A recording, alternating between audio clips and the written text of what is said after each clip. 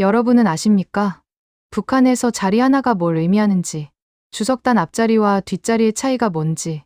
저는 5년 동안 김여정 동무 바로 옆에 서 있었습니다. 권력에 가장 가까운 곳에서 권력이 움직이는 순간을 목격했습니다.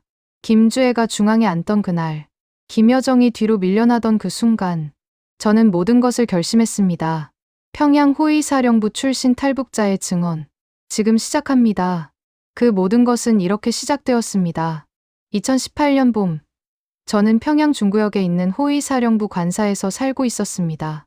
매일 아침 6시에 일어나 늙은 어머니께 무난 인사를 드리고 아이들 아침밥을 챙긴 뒤 출근하는 게 제 일상이었습니다. 여러분도 아시다시피 북한에서 평양에 산다는 것, 그것도 호위사령부 관사에 산다는 건 특권 중의 특권이었습니다. 저는 김여정 동무를 가까이에서 경호하는 임무를 맡고 있었습니다. 호위사령부에서도 선발된 사람만 할 수 있는 일이었지요. 할아버지께서 중국 전쟁 때 목숨을 바쳐 싸우신 덕분에 우리 집안은 핵심 충성 가정으로 분류되었고, 저도 젊을 때부터 체력과 충성심을 인정받아 이 자리까지 왔습니다. 어머니는 늘 말씀하셨습니다. 내 할아버지가 목숨 걸고 싸워서 이 자리까지 온 거다. 나라에 감사해야 한다. 그 시절 제 생활은 다른 평양 주민들과는 비교할 수 없을 만큼 안정되어 있었습니다. 매달 특별 배급이 나왔습니다.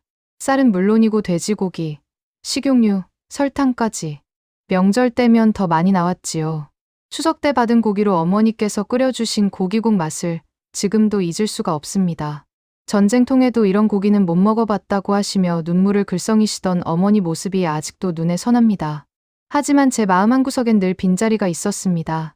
2017년에 아내를 잃었거든요. 병이 났는데 약을 구할 수가 없었습니다. 호위사령부 가족이라고 해도 그런 건 어쩔 도리가 없었습니다. 아내는 결국 제 품에서 숨을 거뒀습니다. 아이들 잘 부탁해요 라는 말을 남기고요. 그 후로 저는 74살 어머니와 19살 딸, 16살 아들을 혼자 키우고 있었습니다. 딸아이는 김일성종합대학에 다니고 있었고 아들은 제1중학교에서 열심히 공부하고 있었습니다. 아이들은 엄마 없이도 씩씩하게 자라주었습니다. 저녁이면 어머니와 함께 둘러앉아 밥을 먹으며 학교 이야기를 듣는 게 제일 행복한 시간이었습니다. 아빠, 오늘 학교에서 칭찬받았어요. 하는 아들의 목소리. 할머니, 제가 오늘 반장으로 뽑혔어요. 하는 딸의 웃음소리가 제겐 전부였습니다. 그때 저는 의심하지 않았습니다. 이 체제를, 이 나라를 말입니다.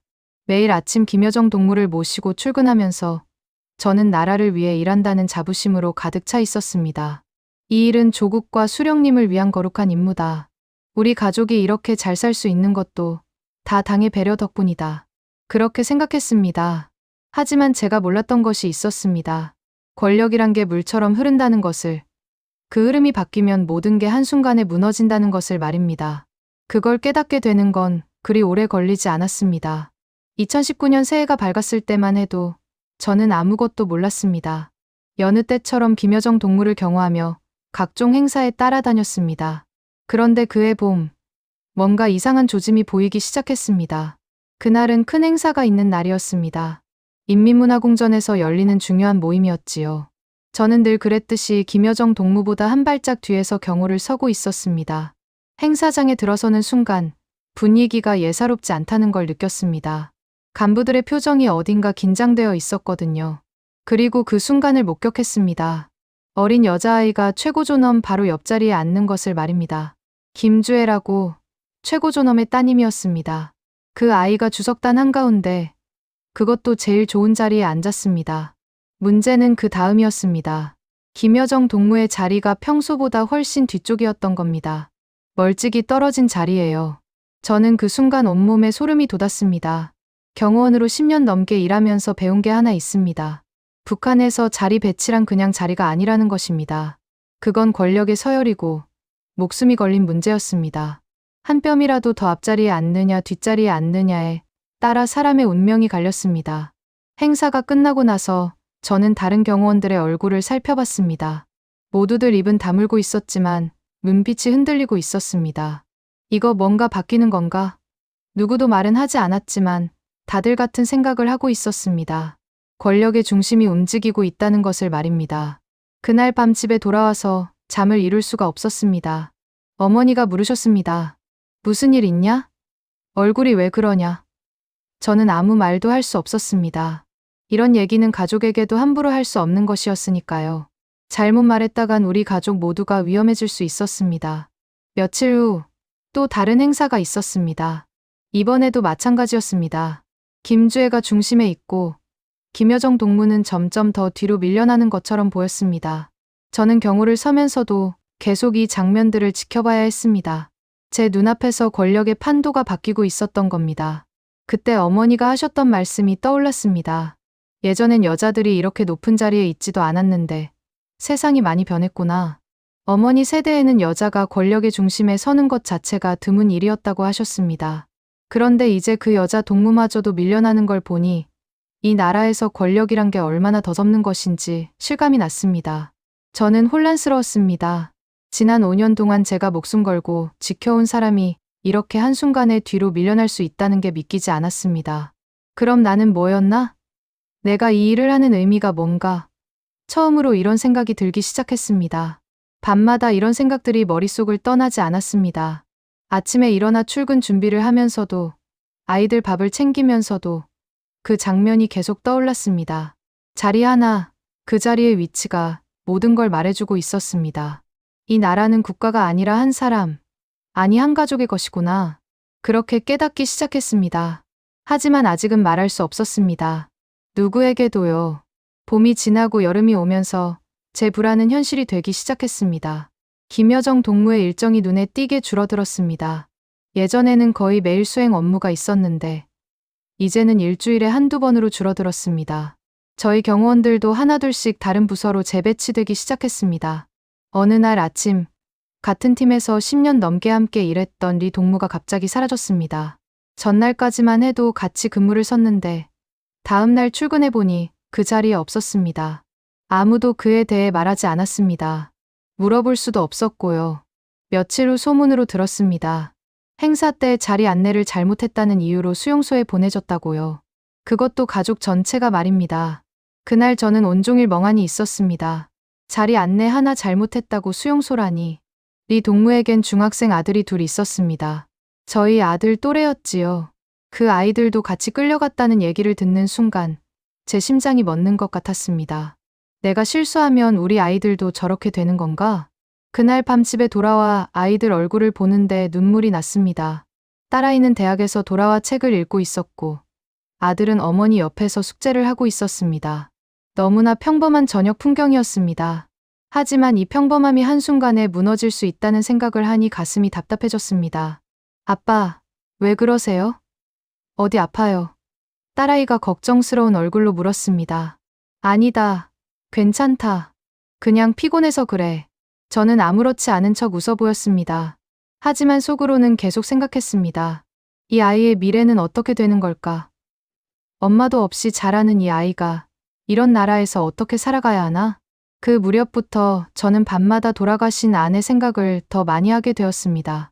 아내가 아팠을 때 약 하나를 구하지 못해 속수무책으로 지켜만 봐야 했던 그때 말입니다. 우리가 호위사령부 가족이라고 해도 소용없었습니다. 병원에는 약이 없었고 장마당에서 사려고 해도 너무 비싸서 살 수가 없었습니다. 결국 아내는 제 품에서 차갑게 식어갔습니다. 당신, 미안해요. 아이들 잘 키울게요. 아내의 마지막 말이 귓가에 맴돌았습니다. 그때는 몰랐습니다. 제대로 된 나라였다면, 제대로 된 사회였다면 아내가 죽지 않았을 거라는 거요. 지금 와서 생각해보니 너무 분했습니다.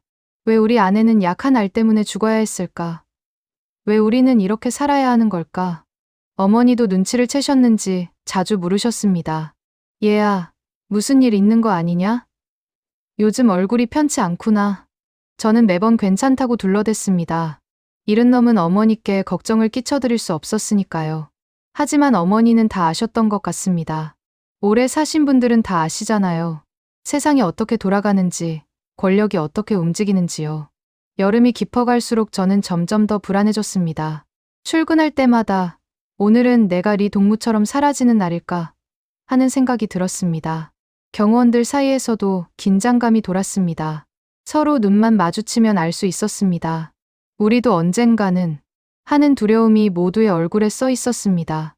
그때부터였습니다. 제 머릿속에 한 가지 생각이 자리 잡기 시작한 게 말입니다. 이대로는 안 되겠다. 이 아이들을 이렇게는 키울 수 없다. 아직은 구체적인 계획이 없었습니다. 하지만 뭔가를 해야 한다는 생각만은 점점 더 강해지고 있었습니다. 가을이 깊어지고 겨울이 다가올 무렵 대규모 행사가 있다는 통보를 받았습니다. 제가 호위사령부에서 일한 20년 동안 가장 큰 규모의 행사였습니다. 저는 여느 때처럼 김여정 동무를 수행했습니다. 하지만 이번에는 뭔가 다를 거라는 예감이 들었습니다. 행사장에 들어섰을 때 제 예감은 틀리지 않았습니다.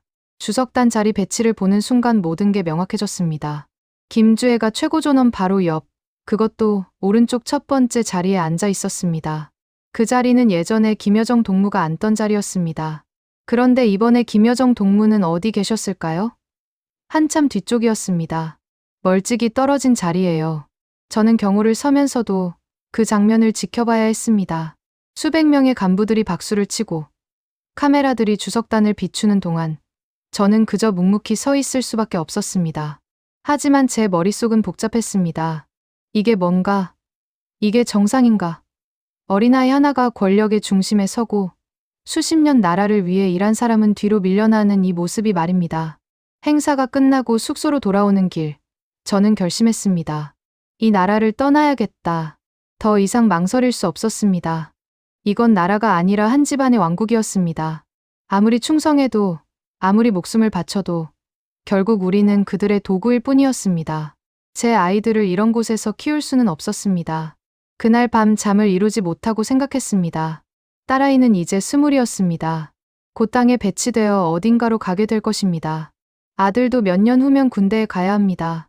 그러면 10년 동안 돌아오지 못하겠지요. 그 10년 동안 이 아이들이 무슨 일을 당할지 알 수가 없었습니다. 지금 아니면 기회가 없다. 지금 나가야 한다. 하지만 문제가 있었습니다. 어머니였습니다. 74세 어머니를 두고 어떻게 갑니까? 밤마다 어머니 방 앞을 서성였습니다. 들어가서 말씀드려야 하나, 말아야 하나, 고민이 깊어질수록 가슴이 찢어지는 것 같았습니다. 어머니는 6.25 때 부모님을 잃으시고 남편도 일찍 여의셨습니다. 이제 저와 아이들이 전부이신데 말입니다. 어느 날 새벽 어머니께서 제 손을 잡으시며 말씀하셨습니다. 얘야, 엄마는 다 안다. 내가 무슨 생각을 하는지 말이다.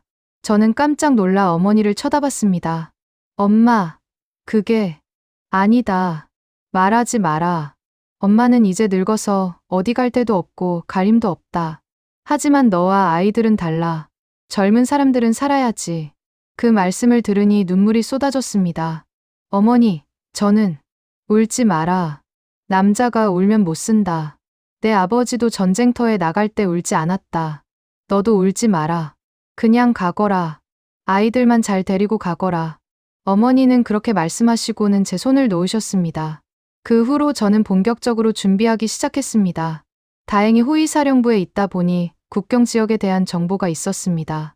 출장을 핑계로 국경을 정찰했고 브로커와도 은밀하게 연결이 됐습니다. 돈도 조금씩 모았습니다. 아내가 남긴 폐물들을 팔고 배급으로 받은 것들을 장마당에 내다 팔았습니다. 떠나기 며칠 전 저는 어머니를 모시고 묘소에 다녀왔습니다. 아버지와 아내가 함께 묻혀 있는 곳이었습니다. 어머니는 묘 앞에 오래 앉아 계셨습니다. 무슨 말씀을 하시는지는 몰랐지만 돌아오시는 어머니 얼굴에 눈물 자국이 있었습니다. 어머니, 꼭 다시 뵙겠습니다. 꼭요. 그래, 그래라. 살아만 있어라. 통일이 되면 다시 만날 수 있을 게다. 어머니는 그렇게 말씀하셨지만 우리 둘 다 알고 있었습니다. 아마 다시는 만나지 못할 거라는 거요. 하지만 입 밖에 낼 수는 없었습니다. 말하는 순간 무너질 것 같아서요. 2019년 12월, 그날이 왔습니다. 지방경호 업무를 핑계로 통행증을 발급받았고 아이들은 친척 집에 간다고 둘러댔습니다. 새벽에 집을 나서는데 어머니께서 대문까지 나오셨습니다. 아무 말씀도 안 하셨지만 그 눈빛에 모든 게 담겨 있었습니다. 애들아, 할머니께 인사드려라. 딸과 아들이 어머니께 절을 했습니다. 할머니, 다녀올게요. 아이들은 몰랐습니다. 이게 마지막 인사라는 거요.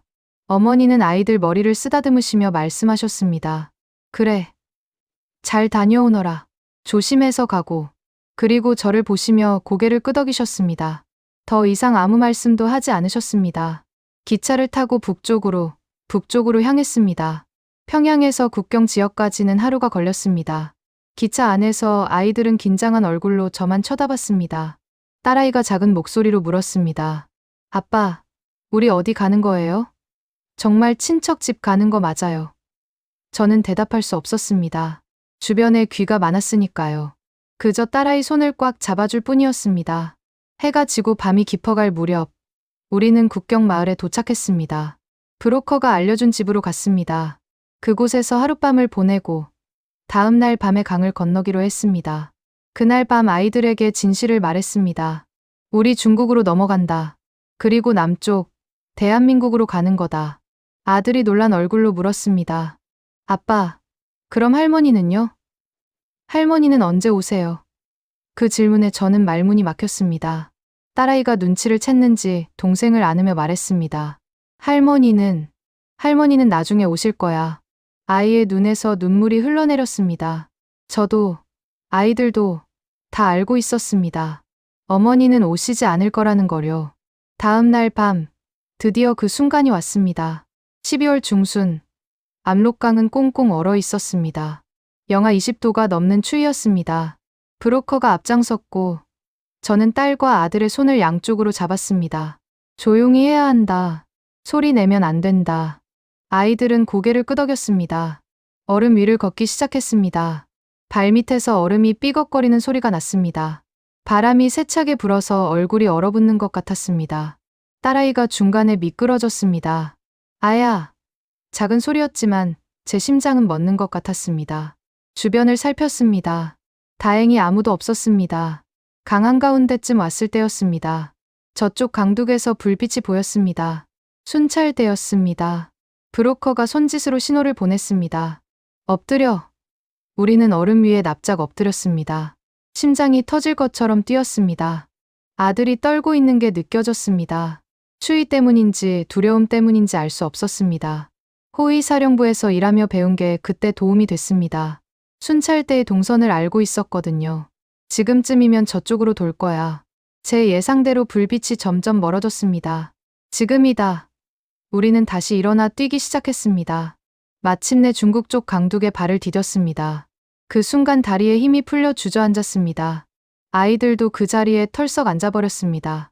딸아이가 울기 시작했습니다. 할머니, 할머니. 아들도 따라 울었습니다. 저도 눈물이 났지만 참았습니다. 아직 안전한 게 아니었으니까요. 애들아, 아직 울면 안 된다. 조금만 더 참자.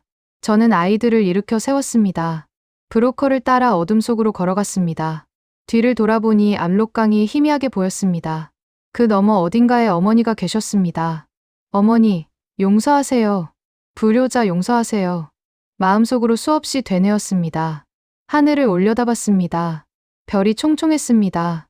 아버지와 아내가 하늘에서 저를 지켜보고 계실 거라고 생각했습니다. 지금까지 도와주십시오. 이 아이들만은 살려주십시오. 하늘에 대고 기도했습니다. 그렇게 우리는 중국 땅으로 들어갔습니다. 하지만 이게 끝이 아니라는 걸, 또 다른 지옥이 기다리고 있다는 걸, 그때는 몰랐습니다. 중국 땅에 발을 디뎠을 때, 저는 이제 자유를 얻었다고 생각했습니다. 하지만 그건 착각이었습니다. 오히려 더 큰 위험이 기다리고 있었습니다. 제가 그냥 평범한 탈북자였다면 모를까. 김여정 동무의 경호원이었던 사람 아닙니까? 북한 당국이 저를 가만히 놔둘 리 없었습니다. 브로커를 통해 연길에 있는 조선족 동포 집으로 갔습니다. 그분은 박 씨라는 분이었는데 50대 중반쯤 되어 보였습니다. 어서 들어오소. 일단 여기서 숨어 있어야 하오. 박 씨는 우리를 다락방에 숨겨주었습니다. 창문도 없는 좁은 공간이었지만 그때 저희에겐 천국 같았습니다. 박 씨가 밥을 가져다 주며 말했습니다. 당신 소문이 벌써 돌고 있소. 김여정 경호원이 아이들 데리고 도망쳤다고 말이오. 북한 놈들이 지금 미쳐서 찾아다니고 있소. 그 말을 듣는 순간 온몸이 얼어붙었습니다. 그럼 어떻게 해야 합니까? 일단 여기서 한 달은 꼼짝 말고 숨어 있어야 하오. 밖에 나가면 바로 잡힐 거요. 한 달 동안 우리는 그 다락방에서 나오지 못했습니다. 창문이 없어서 낮인지 밤인지도 모를 지경이었습니다. 아이들이 제일 힘들어했습니다. 딸아이는 아빠, 우리 언제까지 이렇게 있어야 해요? 하고 물었지만 저도 대답할 수가 없었습니다. 아들은 말이 줄었습니다. 할머니 생각이 나는지 가끔 훌쩍훌쩍 울곤 했습니다. 한 달이 지나고 박 씨가 일자리를 알아봐 주었습니다. 조선족이 운영하는 작은 식당이었습니다. 제 신분을 숨기고 주방에서 설거지를 하는 일이었습니다. 호위사령부 경호원이었던 제가 이제 설거지를 하게 된 겁니다. 하지만 불평할 수 없었습니다. 아이들 먹여 살려야 했으니까요. 매일 새벽 5시에 일어나 밤 11시까지 일했습니다. 손이 트고 허리가 끊어질 것 같았지만 참았습니다. 딸아이도 식당에서 서빙을 도왔고 아들은 근처 조선족 학교에 보냈습니다. 그렇게라도 살아야 했습니다. 여러분도 아시다시피 타국에서 불법 체류자로 산다는 게 얼마나 힘든지 말입니다. 가장 힘든 건 늘 불안했다는 겁니다. 식당에서 일하다가도 중국 공안이 들어올까봐 덜덜 떨었습니다. 북한 공작원들이 찾아올까봐 밤마다 잠을 설쳤습니다. 딸아이는 아빠, 우리 잡히면 어떻게 돼요? 하고 물었습니다. 저는 대답할 수 없었습니다. 잡히면 우리 모두 끝이라는 걸 알았으니까요. 그러던 어느 날, 박 씨가 급하게 달려왔습니다. 당장 짐 싸서 도망가야 하오. 북한 놈들이 이 동네를 뒤지고 있소. 우리는 그 자리에서 모든 걸 버리고 도망쳤습니다. 또 다른 조선족 동포 집으로 피신했습니다. 그 집에서 또 한 달을 숨어 지냈습니다. 그렇게 석 달 동안 5번이나 집을 옮겨 다녔습니다. 한 곳에 오래 있을 수가 없었습니다. 아이들은 점점 말라갔고 제 머리도 하얗게 새기 시작했습니다. 이렇게는 못 살겠다. 뭔가 다른 방법을 찾아야 한다. 그때부터 한국으로 가는 길을 알아보기 시작했습니다. 조선족 동포들이 정말 많이 도와주었습니다. 같은 민족이라고, 같은 말을 쓴다고 해서 목숨을 걸고 우리를 숨겨준 겁니다. 어떤 분은 우리도 옛날에 어려웠을 때 서로 도우며 살았소. 당신들도 잘 살아야 하오 하시며 돈까지 쥐어주셨습니다. 그 은혜를 평생 잊을 수 없습니다. 4월이 되었을 때 드디어 한국으로 가는 길이 열렸습니다. 브로커가 동남아시아를 거쳐 한국으로 가는 루트를 알아봐 주었습니다. 돈은 많이 들었지만 선택의 여지가 없었습니다. 아이들아, 조금만 더 참자. 조금만 더 가면 정말 자유로운 곳에 갈 수 있다. 아이들은 지쳐 있었지만 고개를 끄덕였습니다. 중국에서의 넉 달은 제 인생에서 가장 길고 고통스러운 시간이었습니다. 하지만 그 속에서도 사람의 정을 느꼈습니다. 조선족 동포들의 도움이 없었다면 우리는 아마 잡혔을 겁니다.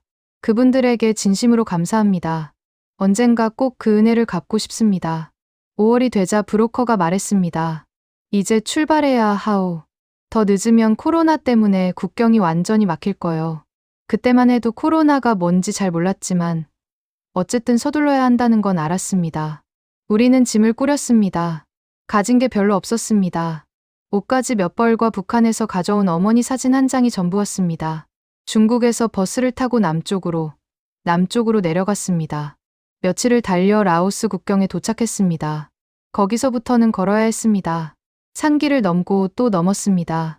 40대 중반의 제 체력으로도 힘들었는데 아이들은 얼마나 힘들었겠습니까?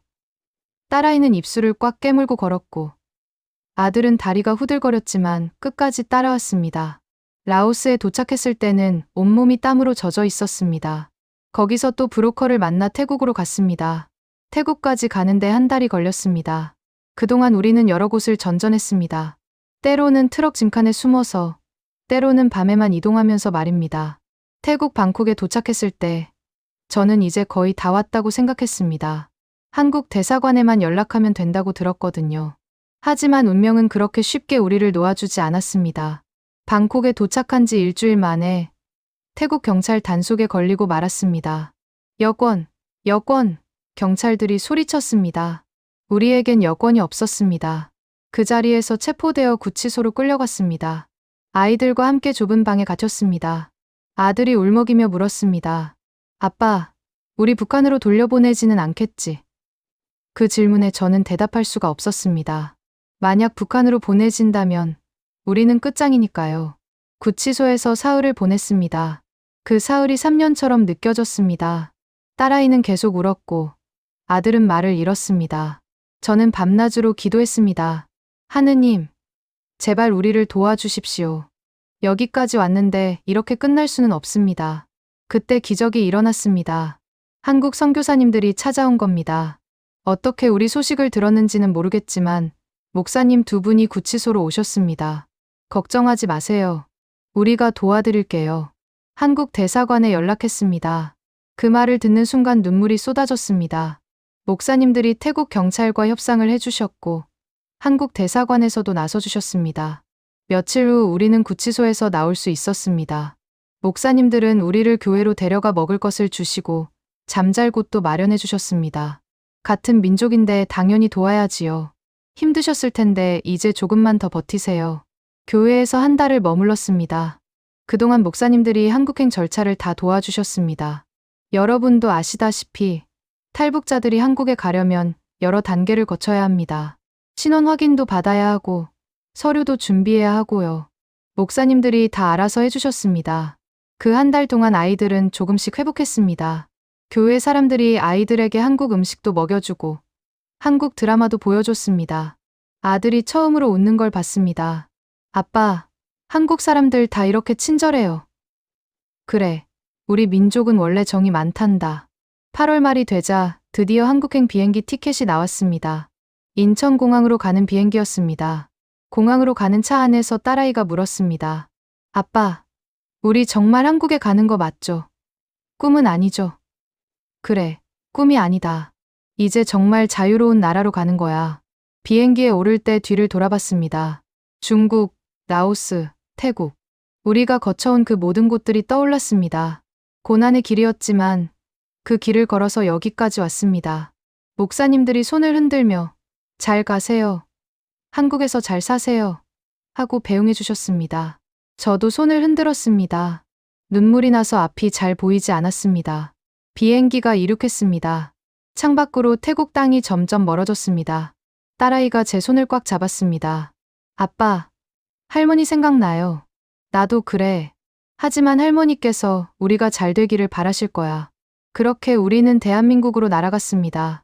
희망을 향해, 자유를 향해 말입니다. 2020년 9월 인천공항에 도착했을 때의 그 감격을 어떻게 말로 표현할 수 있을까요? 비행기에서 내려 입국장을 통과하는 순간 대한민국에 오신 것을 환영합니다 라는 안내 방송이 들렸습니다. 그 순간 저는 주저앉아 울고 말았습니다. 우리 해냈다. 정말 해냈다. 딸과 아들도 저와 함께 울었습니다. 통일부 직원분들이 우리를 맞이해 주었습니다. 고생 많으셨습니다. 이제 안전합니다. 그 말 한마디가 얼마나 고마웠는지 모릅니다. 그날 밤 숙소에서 처음으로 편히 잠을 잤습니다. 1년 만에 처음으로 누군가에게 쫓기지 않는 잠이었습니다. 며칠 후 하나원이라는 곳으로 갔습니다. 탈북자들이 한국 생활을 배우는 곳이었지요. 거기서 석 달 동안 교육을 받았습니다. 한국의 법, 경제, 문화를 배웠습니다. 처음에는 모든 게 신기했습니다. 특히 휴대전화로 인터넷을 할 수 있다는 게 놀라웠습니다. 하나원에서 처음으로 인터넷 검색을 해봤습니다. 그리고 김여정을 검색해봤습니다. 놀라운 일이 벌어졌습니다. 사람들이 김여정을 비판하는 글들이 수도 없이 많았던 겁니다. 욕하는 댓글도 있었습니다. 북한에서였다면 상상도 할 수 없는 일이었습니다. 이게 자유구나. 권력자를 욕해도 잡혀가지 않는 나라구나. 그때 비로소 실감했습니다. 하나원을 나온 후 경기도의 한 작은 도시에 정착했습니다. 정부에서 집도 마련해주고 정착금도 지원해 주었습니다. 딸아이는 대학에 편입했고 아들은 고등학교에 다니기 시작했습니다. 저는 경비 일을 하며 생계를 이어갔습니다. 호위사령부 경호원 출신이니 경비 일이 어렵지는 않았습니다. 적응이 쉽지는 않았습니다. 말투부터 달랐습니다. 북한에서는 동무라고 했는데 여기서는 씨라고 하더군요. 음식 맛도 달랐습니다. 같은 김치인데도 맛이 다르고 같은 냉면인데도 느낌이 다릅니다. 하지만 그래도 같은 민족이니까 서로 말이 통하니까 점점 익숙해졌습니다. 가장 놀라웠던 건 24시간 편의점이었습니다. 밤 11시에도 가게가 열려 있고 먹을 것이 가득하다는 게 믿기지 않았습니다. 마트에 가서는 더 놀랐습니다. 온갖 물건들이 넘쳐나는 걸 보고 이게 진짜 세상이구나 싶었습니다. 북한에서는 장마당에서도 구하기 힘들었던 것들이 여기서는 그냥 놓여 있었습니다. 아이들도 점점 한국 생활에 적응해 갔습니다. 딸아이는 대학에서 친구들도 사귀고 열심히 공부하고 있습니다. 아들도 학교에 잘 다니고 있습니다. 가끔 아이들이 한국 친구들과 웃으며 얘기하는 걸 보면 제 선택이 옳았다는 생각이 듭니다. 하지만 밤이 되면 자꾸 어머니 생각이 납니다. 지금 어머니는 어떻게 지내고 계실까? 제가 도망친 것 때문에 고생하시는 건 아닐까? 그 생각을 하면 가슴이 찢어질 것 같습니다. 아이들도 가끔 할머니 보고 싶어요 하고 말합니다. 저도 보고 싶습니다. 너무나도요. 통일이 되면 다시 뵐 수 있을까요? 우리 세대의 통일을 볼 수 있을까요? 저는 간절히 바랍니다. 통일이 되어서 어머니를 다시 모시고 싶습니다. 평양 대동강변에서 어머니와 함께 산책하고 싶습니다. 고향집 마당에서 아이들과 어머니가 함께 웃는 모습을 보고 싶습니다. 여러분께 말씀드리고 싶습니다. 북한은 정말 나라가 아닙니다. 한 가족의 왕국입니다. 그곳에서는 사람이 사람답게 살 수 없습니다. 자리 하나에 목숨이 걸리고 말 한마디 잘못했다가 온 가족이 끝장나는 곳입니다. 제가 목숨 걸고 나온 이유입니다. 지금 저는 자유롭게 살고 있습니다. 아침에 일어나 걱정 없이 출근하고 저녁에 돌아와 아이들과 밥을 먹습니다. 그저 평범한 일상이지만 이게 얼마나 소중한지 이제 압니다. 자유란 이런 겁니다. 평범하게 사는 것. 그게 자유입니다. 북에 두고 온 어머니께 말씀드립니다. 어머니, 저희 잘 살고 있습니다. 아이들도 건강하게 잘 자라고 있습니다. 걱정하지 마세요. 꼭 다시 뵙겠습니다. 통일이 되는 그날까지 건강하세요. 사랑합니다. 어머니.